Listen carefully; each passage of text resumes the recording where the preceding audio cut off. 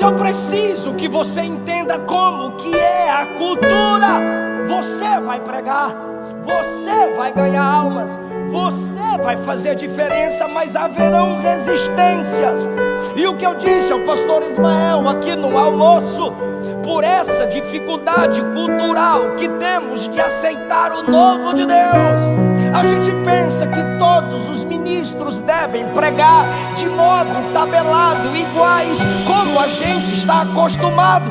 Pois muitos dentre nós têm uma inteligência animal. Observa, compara e conclui. A questão é que os missionários de ontem foram feitos para ontem. Os missionários de hoje foram feitos para hoje.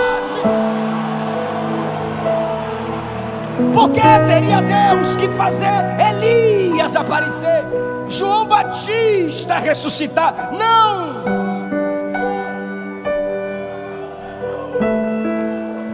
Atualizam o ministério de Elias, maximizam o ministério de João, só para não dizer é o novo de Deus, é Jesus. Nesse ínterim, enquanto se divulga dentro do palácio o que estava acontecendo do lado de fora, lembra que a viagem era curta? Os discípulos voltaram no versículo 10. Regressando, os apóstolos contaram-lhe tudo o que tinham feito. Senhor, a gente pregou e curamos enfermos. Senhor, a gente pregou e expulsamos até capeta. Senhor, a gente pregou e foi uma bênção. Os discípulos vieram empolgados, contando testemunho para Jesus. E quando eles acabam de falar empolgados, sabe, você acabou de pregar e você fala: mãe, eu preguei bem. Mãe, eu tremi, mas eu consegui falar. Esposa, Deus me deu uma palavra boa. Marido, eu cantei, foi uma bênção. Eu não sei com que você compartilha, só que às vezes nós explodimos de alegria. Paulo disse aos Gálatas que nós devemos experimentar a nossa obra em nós mesmos. A gente não prega só para ser fiel, a gente prega também para ser feliz. Eu não entendo algum tipo de pregador que diz: eu não vim pregar por resultado. Eu vim pregar por resultado. A palavra é fogo e ela queima. A palavra é pão e alimenta. A palavra é água e ela lava. Eu quero ver resultado. Os discípulos agora procuram Jesus e começam a falar do resultado do ministério deles. Quando todos estão felizes com o resultado do ministério, a gente tem a segunda convocação. A primeira está nos versículos 1 e 2. Vão pregar, curar os enfermos, expulsar demônios. A segunda convocação está no versículo 10. Quando acabam de testemunhar, Jesus diz: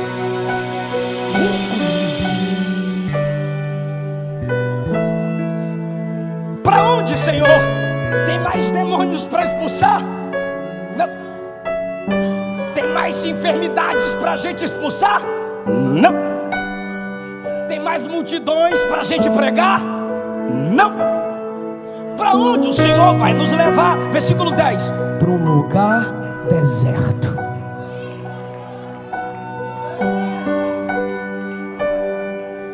Um lugar isolado, sem live, sem Instagram, sem YouTube, sem holofote, sem divulgação, sem like, sem testemunho, sem nada.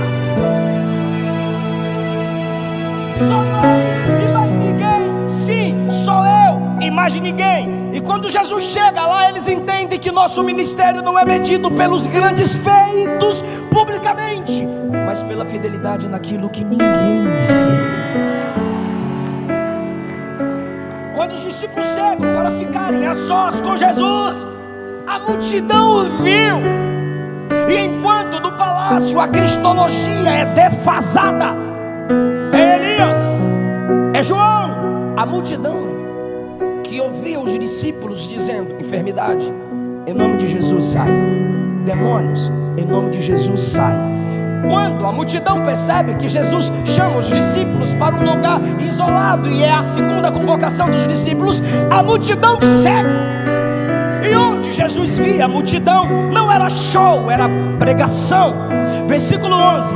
E sabendo que a multidão o seguia, falava-lhes do reino de Deus. mensagem que ele mandou os discípulos pregarem, ele prega para a multidão a mesma pregação, o mesmo tema, o mesmo texto. Não entendi, pastor. Ele nunca te mandará fazer algo que ele não faça. Ele nunca te mandará fazer nada que seja contrário ao seu caráter. Jesus agora está pregando a mesma coisa que lhes ordenou pregar. E Jesus está pregando o reino. E Jesus está pregando o reino. E quando Jesus prega o reino, o texto diz que ele sarava os doentes. A mesma coisa, meu Deus do céu. Assim como os discípulos pregam e curam, Jesus prega e cura. De repente o dia já começava a declinar, chegando-se os 12 para ele. Os 12, quem? Os mesmos que pregaram o reino, os mesmos que curaram enfermos. Escute-me agora, por favor. Os mesmos a quem Jesus disse: não levem pão. E se a gente precisar, eu cuido, não levem pão. E se a gente precisar, eu vou prover, não levem pão. Os 12 agora chegam para Jesus enquanto ele prega e diz: manda a multidão vazar. Por quê? Porque não tem pão.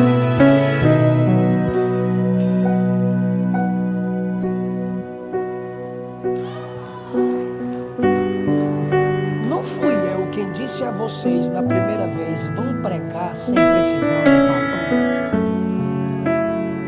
Foi. E por que agora que enquanto eu estou pregando, vocês estão preocupados com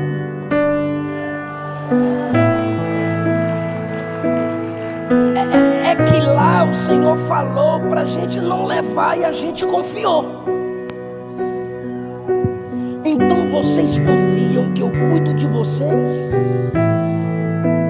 mas não confiam que eu vou cuidar deles. Vocês acham que para mim quem prega vale mais do que quem?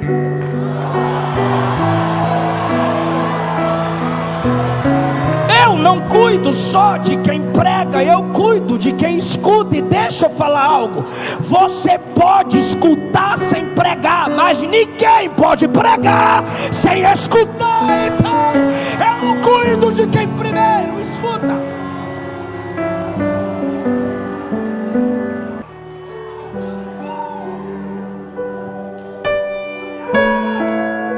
Jesus vai fazer algo tão lindo aqui hoje.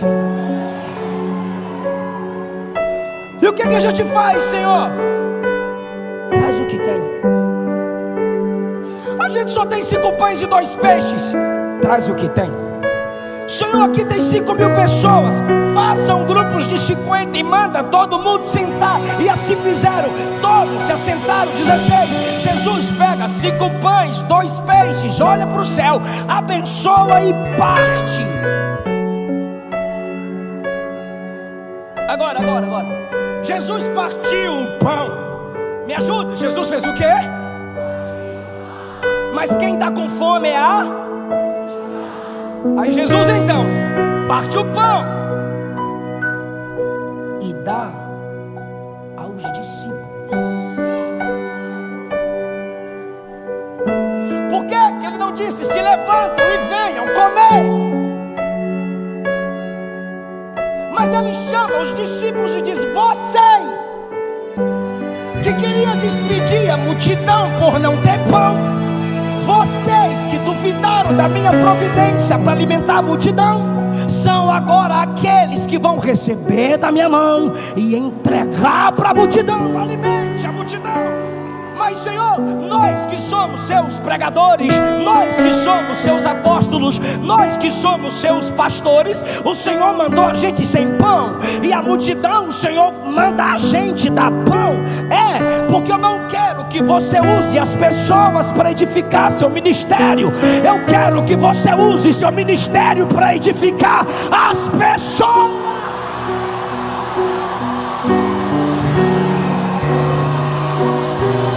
Quem quiser falar, fale. Diga: ministério não é para mim. Diga: Jesus teve fome, não transformou, pedra em pão. Mas quando a multidão sentiu fome, ele pegou o pão, levantou o pão, partiu o pão e multiplicou.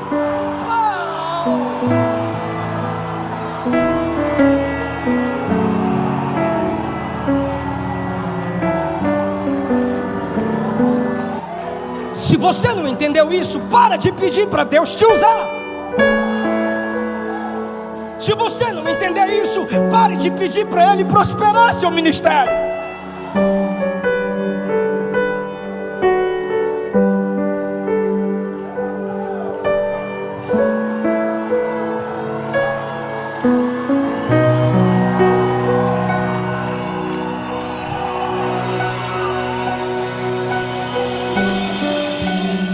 Terceiro chamado, versículo 18.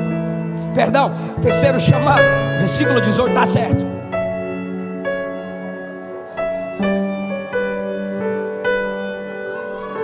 Vem comigo em particular. Já alimentamos a multidão? Vem comigo em particular. Tá bom, Senhor. A aula de hoje foi forte, hein? Pois não, Senhor. Vocês passaram em vários grupos de 50 em 50. Sim, Senhor. E o pão não acabava não, nem o peixe. Tá certo. O que a multidão diz que eu sou? Ah, Senhor, a gente passou num grupo ali e eles estavam dizendo assim, ó: ele é Elias. A mesma cristologia defasada do palácio na boca da multidão.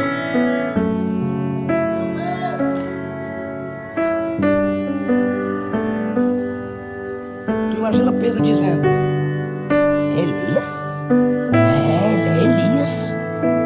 Senhor, eu fui em outro grupo, e quando eu cheguei no outro grupo para entregar comida, eles estavam assim, ó: é João Batista. Só podia ser.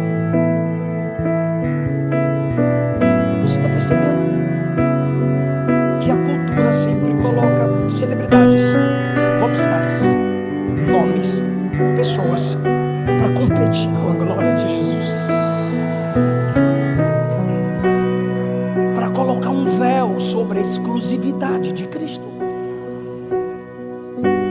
Tudo bem, isso Jesus diz, é o que a multidão diz. 20. E vós?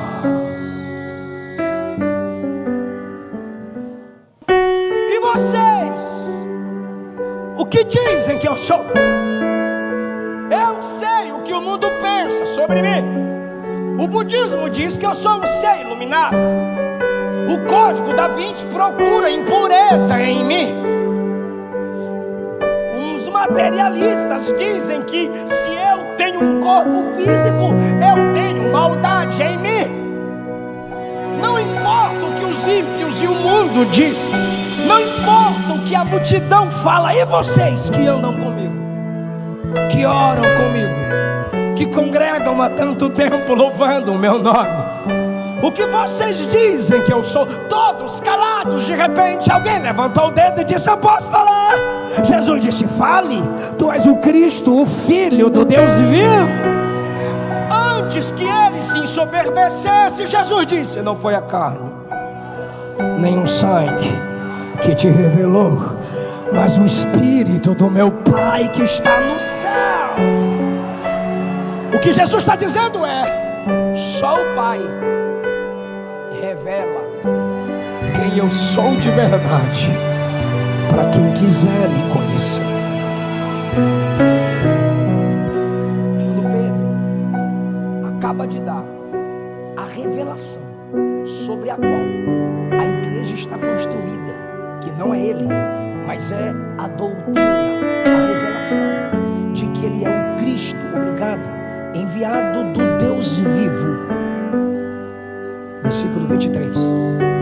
Ele agora convoca a todos. Primeiro convocou os discípulos. Segundo, convocou os discípulos. Terceiro, convocou os discípulos.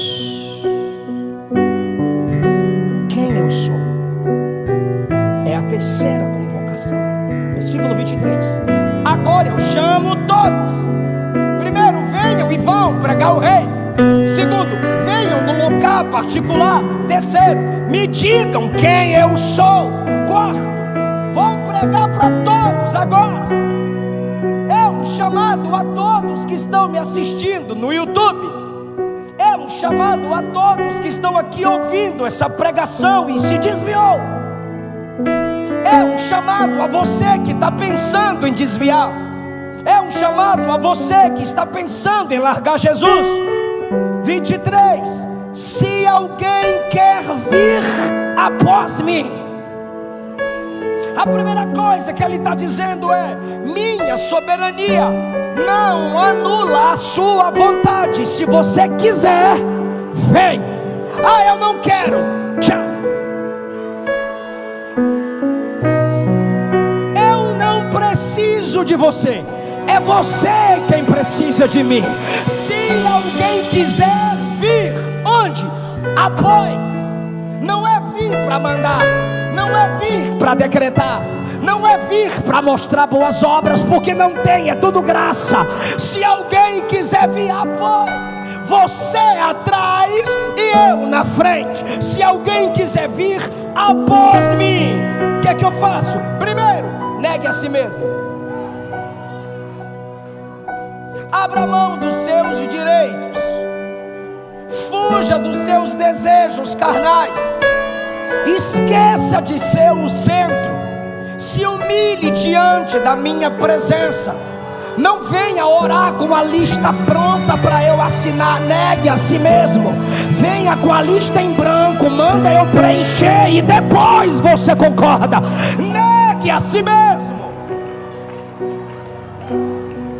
Segundo, tome cada dia. Me ajuda, igreja, cada dia. Você não gosta de orar? Pai nosso que está no céu, santificado seja o teu nome. Venha o teu reino, seja feita a tua vontade. Você não quer o pão nosso de cada dia? Agora pegue a cruz de cada dia. Se quiser me seguir, é cruz todo dia. Agora, o que é a cruz diária? É o remédio. O que é a cruz diária? As dificuldades da vida. A cruz diária é renunciar seu eu todo dia. Vou dar 2 exemplos do que era carregar a cruz no tempo em que Jesus vivia na terra. Roma condenou alguém à morte? Sim. Pegue a haste principal da cruz, o madeiro principal, coloque sobre os ombros e vai. Lá vai a pessoa carregando a haste principal. A primeira coisa que o povo na rua, ao ver a pessoa carregando a haste principal, dizia era: morte, morte, morte.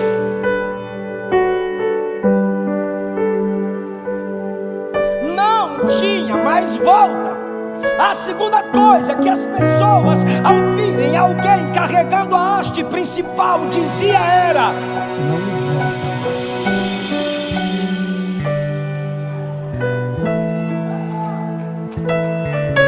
mais. Se pegou a cruz, é daqui pro céu. Se pegou a cruz, as amigas do mundão, da boate, da piriguetagem, da prostituição, das drogas, da cachaça, olha para ela e diz: amiga, ela não volta mais, agora é crente. Amigo, ele